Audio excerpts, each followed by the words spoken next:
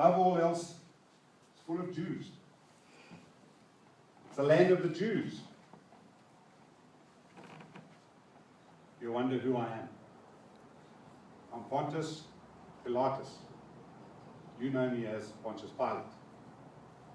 History will depict me as a weak, lily-livered, spineless man, when in actual fact, I carried the ultimate authority in Palestine. I don't have to ask your permission to sit. I am, after all, running this place. Strange times we had.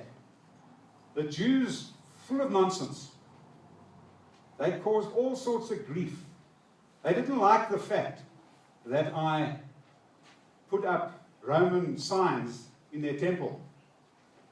So they rioted. And I don't like that. After all, I'm in charge.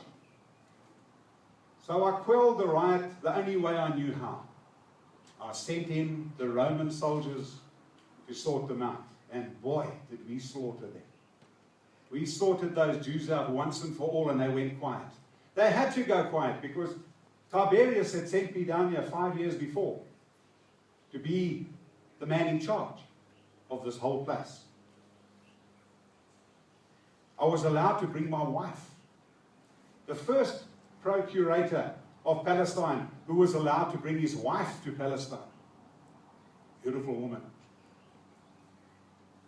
And then there was a problem. The Jews were sort of murmuring and muttering, and things were starting to happen. I wasn't sure what was going on, but it was around about their Passover time, and there was a lot of unrest, lots of uneasiness in Jerusalem. I had my squadron of Roman soldiers with me, and we were okay.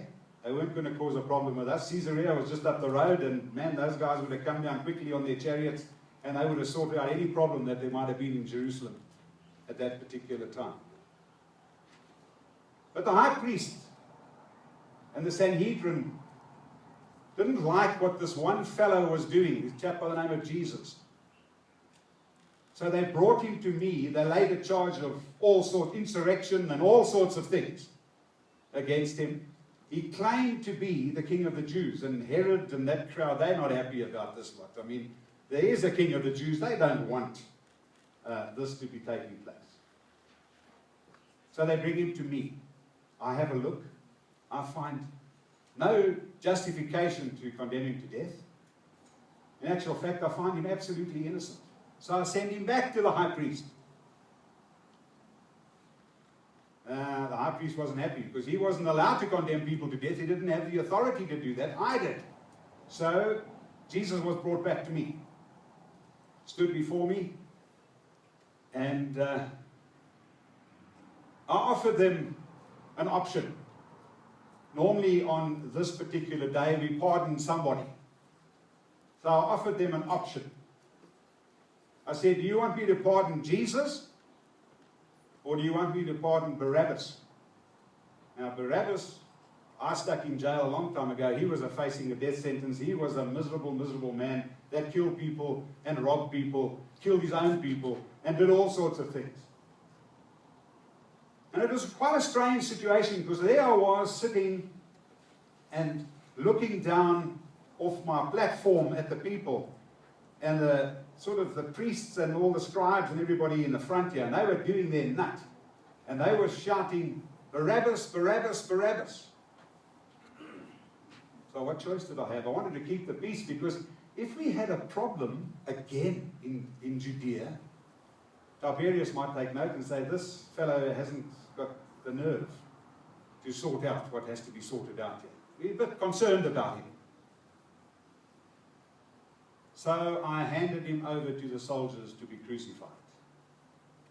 And I was uneasy about this because my wife had come to me. And she said she had seen in a dream, have nothing to do with this man. Absolutely nothing to do with him. And so I was concerned. I was worried. I was troubled by this.